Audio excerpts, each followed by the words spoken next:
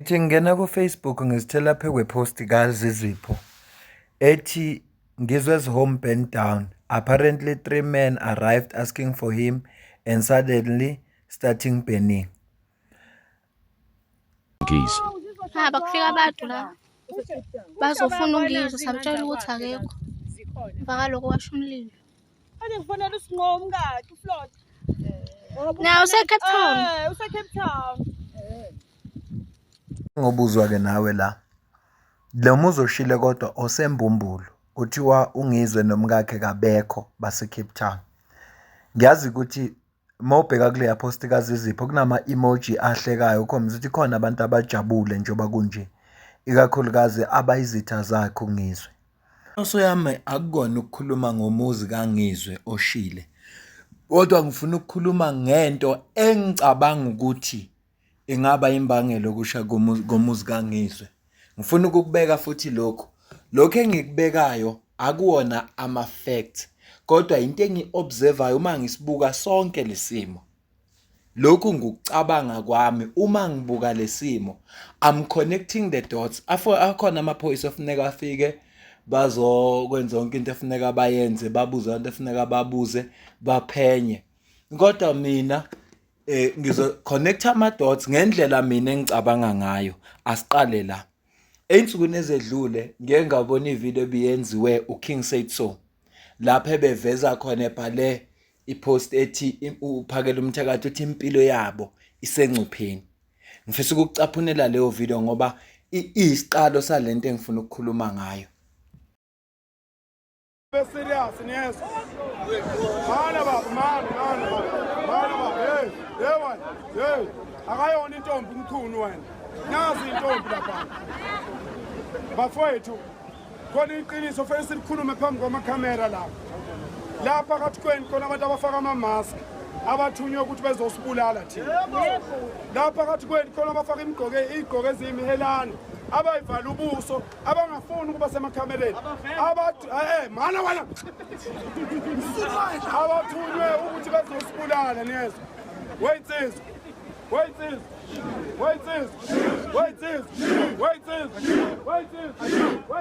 Siyacela. Sineyingane bafowethu. Sinabafazi bafowethu niyezwa. Kodwa izwe likhulu kunomfazi wami. Izwe likhulu kuneyingane zami. Siyacela bafowethu nisivikele. Bafowethu. Siyacela niyezwa bafowethu. Ayilula lento esiyenzayo. Siyacela bafowethu sicela nisivikele. Kubukeka kulula kumuntu ohleli efonini bafowethu niyezwa. Kubukeka kulula umuntu ohlele efonini lapha phakathi kweni kunabantu abathunyiwe ukuthi bezobulala thina. Siyacela bafowethu cela nisivikele. Siyacela bodadewethu, siyacela ingane zakithi sicela nisivikele. Suke ezedlule imashi le iyadlondlobala kakhulu.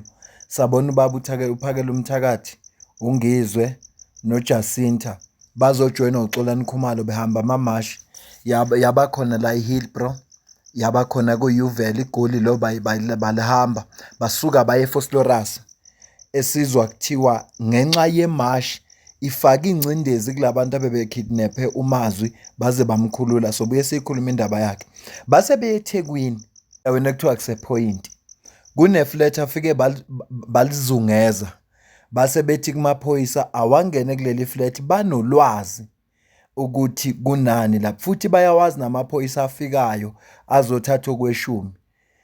Ngakho ke ngoba bayazi bona ukuthi kunama drugs bafuna ukuthi amaphoyisa angene. Thatha isinqumo sokuthi zenze umbhekisho ukuthula. Njengoba uyibona ihleli phansi kanje. Sihlalele ukuthi zithi amaphoyisa sicela amaphoyisa angene la sinesiqiniseko sinamagama amaphoyisa. Uma ngabe amaphoyisa engangeni la sizobalula amagama amaphoyisa sikhipha amavideo amagama amaphoyisa nezithombe zawo amaphoyisa ahlomulayo kulabantu bokufika bahlala la kulama drugs la sithi thina amaphoyisa sicela ukuappruvela ukuthi njengomphakathi yithi sinolwazi makuthiwa asihlale sisiza amaphoyisa ukuthi amaphoyisa enze umsebenzi wawo sethembeke siwumphakathi singahlangani nobugebengu silekelela amaphoyisa sisuke senzela lokho njengamanje sithi amaphoyisa sizohlala phansi thina bese sithi amaphoyisa sicela fresh bangatholanga lutho sinabophethe phela kamaphoyisa angenile kuleli bhilidi.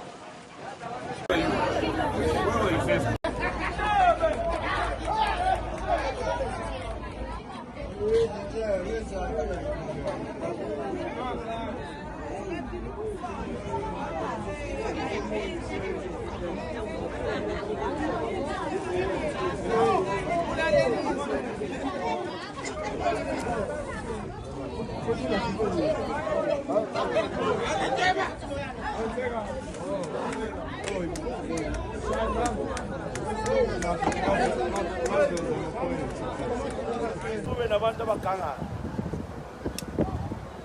njengoba bese kushiwo ukuthi khona abathunyiwe siyazi ufuna ukuzama Nkosi yami angazama asazi Nkosi yami kodwa into engijabulelayo ukuthi sibambisene kahle namaphoyisa futhi senza nokunye okunceda umphakathi wethu angithi singenile kulela bhilidi angithi ngibonile phasi phezulu up and down kanjani ngenile namaphoyisa sabopha abantu sathola ama-drugs naloko okunye okuphuzwa angazi ibizwana nto lezo kodwa bona bayazi ukuthi yinto engekho emthethweni so ngibonga kakhulu ey'nsizweni ukuthi bayenze sure ukuthi kune-discipline ngoba makuthiwa kuhlalwa phansi kuhlalwa phansi makuthiwa kuyahanjwa kuyahanjwa so loko kusemqoka ngoba ngabe besiyenza isipolitiki le nto ngabe ibhimbile. Njengoba ubona bathi amaphoyisa uma esengenile aphuma nabo abantu bebabophile nalento akhuluma ngazo uXolani uzibonile kuleya mgqomo kuleya ndoda lekade bethi uyintshebe kuyo abazitholile. Umehluko-ke ngesikhathi beseGoli alikho ibuilding abangena kulo bahamba nje emgwaqweni kwaba imash eyayi-peaceful babehamba emgwaqweni kodwa uma befika eThekwini bafike ba-raida ibuilding. Ibalulekile lento engiyishoyo ngoba iholele ekuthenini kungani ngithi mina isona sizathu esenza ukuthi umuzi kaNgizwe ushiswe. Angiphinde ngikucaphunele uXolani. You'll be surprised. See this building? I've arrested 7 guys from this building before. I have proof, I know, that this building is infested with drugs. So whatever information they got is 100% correct. Because I know we once arrested people here. It was in the morning, and I don't know where they are now. Maybe Bapumile, because Bapumile anyway. I wouldn't say our justice system is failing us, but you know, Aman Bapuma, and then to say. So what I'm happy with is that Umphakathi is respecting the march. We are trying to allow the SAPS to assist us with Baba Bangene Baseche because of I also know there is a lot of drugs.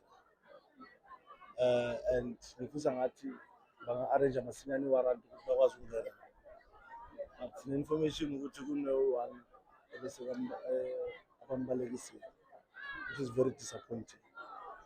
Angeke sithi silusana nobugebengu ama-officers wethu abalekisa iy'gebengu. But anyway, the business of the day is the match, and we are very happy that the match is proceeding.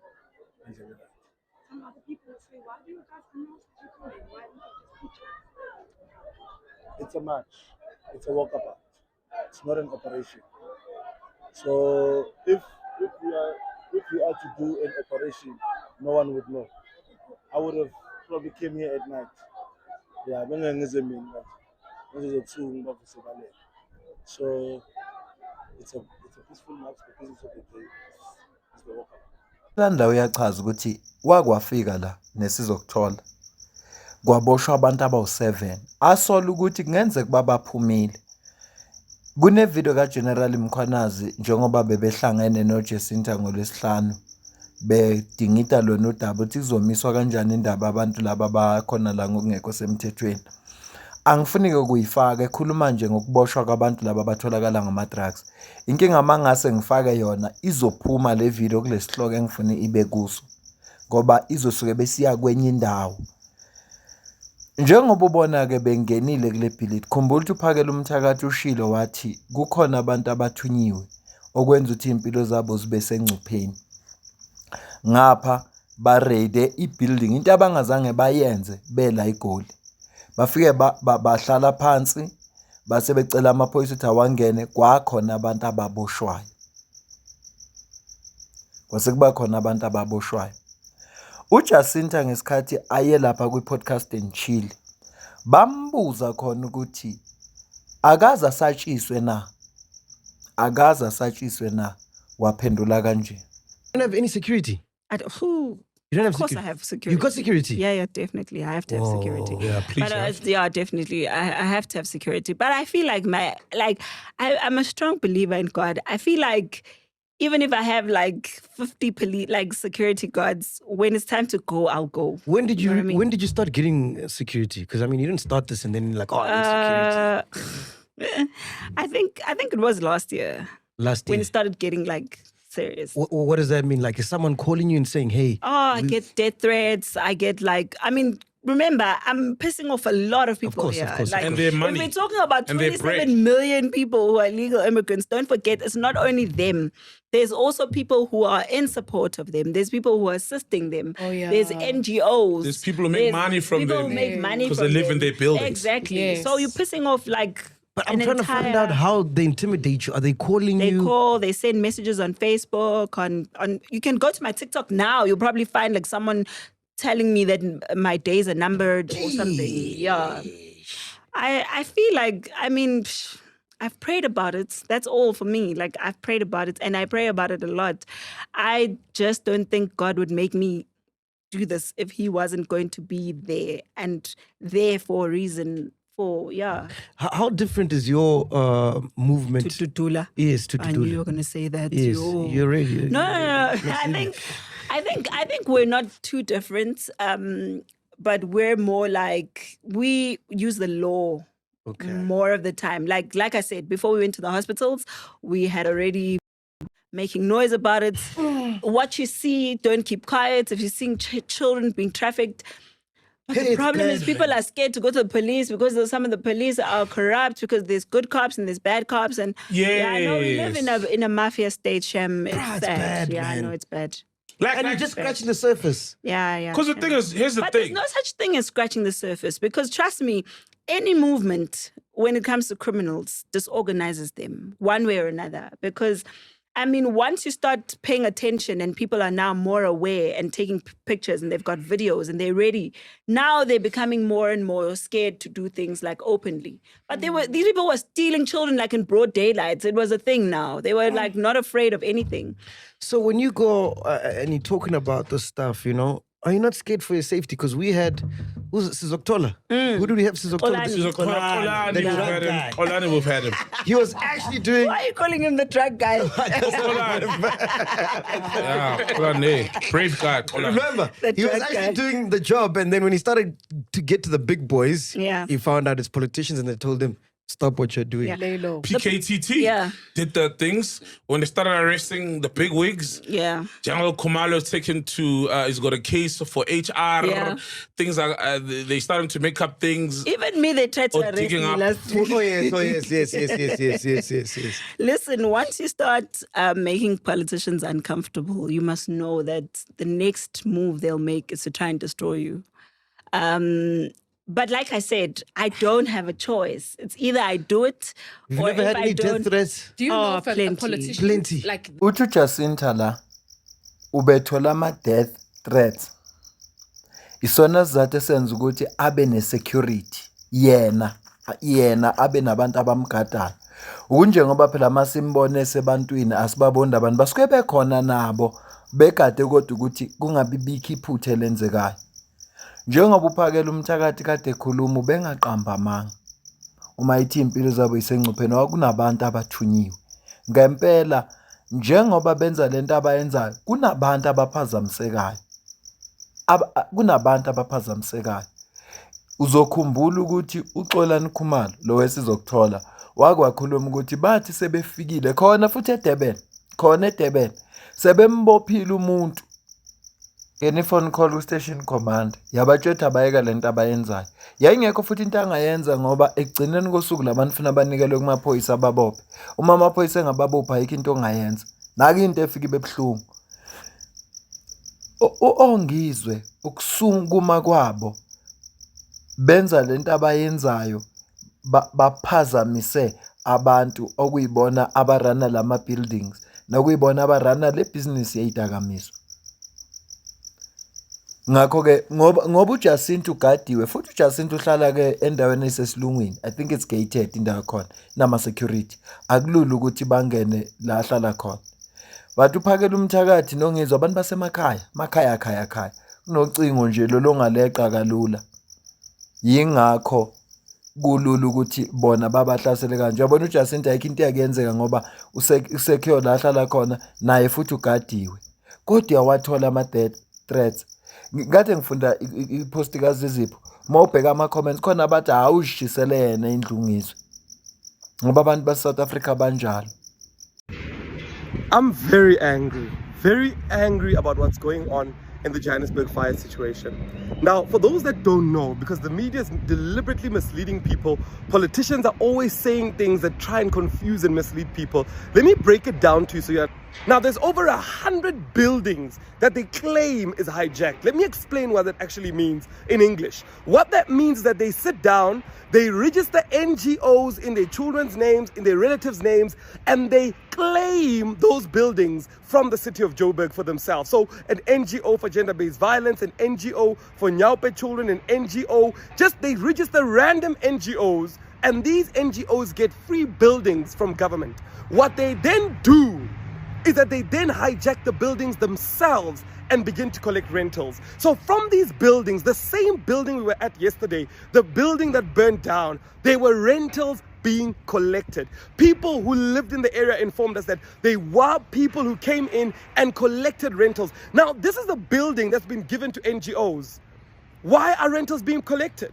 This is an actual building that somebody through an NGO owned and then thereafterwards pretended as though it's hijacked and they were collecting rentals. Now, when we did the calculations ourselves, the rentals were about 300,000 Rand being collected every month in cash.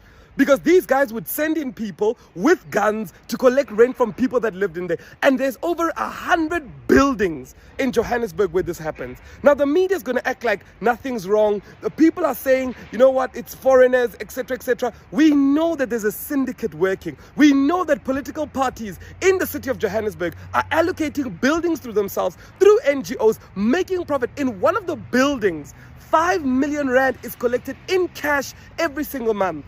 And the reason they all blame is to say, no, these NGOs take the people to court and they actually force people, the city can't do anything, our hands are tied. Of course they do that. They're collecting funds every single month.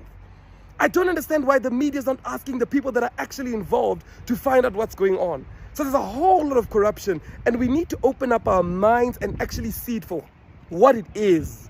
Ekho umuntu ongasuka eNigeria noma eZimbabwe noma eGhana noma kuphi afika hijack ibuilding eSouth Africa ahlale khona engenayo umuntu waseSouth Africa abamsene naye. Kodwa umphola uyasitshela ukuthi kunabantu bala eSouth Africa abanye basebenzela igovernment. Yibona abafake labantu abangama-Nigeria, yibona ba-collect rent laphaya, babe nemali enough ukuthi uma ngase kuthiwa wena uyangena manje government bese uthi no labantu ngifuna ukuba i-Victor ngibakhiphe out la, isuke le NGO iyokuvulela icala enkantolo ifike bekwazi nokuthi bakhokhela abameli, ngoba bakhokhela abameli laba abalazi udaba lwabo. Yonke lento yenziwa abantu bala eSouth Africa. Ama-foreigners ayi-scapegoat, ibona abantu efuneka sibablame kanti umkhuba usekhaya. Iyona nje into ebuhlungu ngayo yonke nje lento eyenzeka la eSouth Africa ukuthi abantu aba-involve kulobugebengu ngabantu bala eSouth Africa, kodwa i-scapegoat sabo yilabantu laba abangaphandle. Njengoba uzwa umpho esho la, labantu laba bafika la eSouth Africa ba desperate, kuthiwa hlala la uzosenzela nawo umsebenzi. Uyazi lo muntu, ngeke ngasho ekuqaleni ngathi kunabantu abaziyo ukuthi ngeke baze baboshwe ngoba funeka enze phone call mayiboshwe. Lo muntu lo akho bengisho kule video le eyedlula bengingasho kule. Lo muntu la bazomfonela uzokwenza izinto zenzeke ngoba uzofonela abakhulu kosopolitiki, afonele izikhulu emaphoyiseni, ilunga indaba yabo. Ngakho ke ukungena ukufika kongizwe bame ngaphandle kuleya building yasePoint bethe amaphoyisa wangene, kuphazamiseke ibhizinisi yama-drugs, kuphazamiseke abantu abaqashe khona, kunyakazise nalabantu okuyibona bona abanikazi bendawo. Yingakho ke kwenzeka lento enzeka kungizwe. Ukusha kwendlu kangizwe ngokwami ukucabanga kususwa ukuthi ungizwe bahambe bayongena kuleya building, bafikile eGoli balizula lonke eGoli ngenxa ukuthi akuna building abangene kuyo kwaboshwa abantu, akunayo lutho enzekile. Bolokho ebakhona amamashi, kodwa umehluko wale mashi ebikhona yingoba ifike yabopha abantu kwatholakala ama-drugs kwi-building. Angibambe le video ngicela ukuze ukuphawula kwakho, kodwa nje I was just connecting the dots ukuthi ibheke lento ukuthi ungizwe sonke lesikhathi bebelo bekhuluma ngabantu, bekhuluma ngayo ukuthi baclinizwe lapho bengakaze bahlasele. Uphakela umthakathi uthi impilo zabo isengcupheni ngoba sonke isikhathi ubekhuluma ukuthi abantu abahambe ubakhiphile kwaNongoma zanga wathola ama-death threats. uJacinta uyagadwa namhlanje ngoba wathola ama-death threats, uyagadwa. So babonile abantu ukuthi uma sibasabatshela ukuthi yehlukana nalento eniyenzayo abezwa kahle, batshela labantu asimprove the point. Lento ikabili kungenzeka bafuna ukumfaka amanzi emadolweni ungizwe ukuthi hayi uma ngabe awufuni ukucomply uzokubona kwakho ezikade emthini.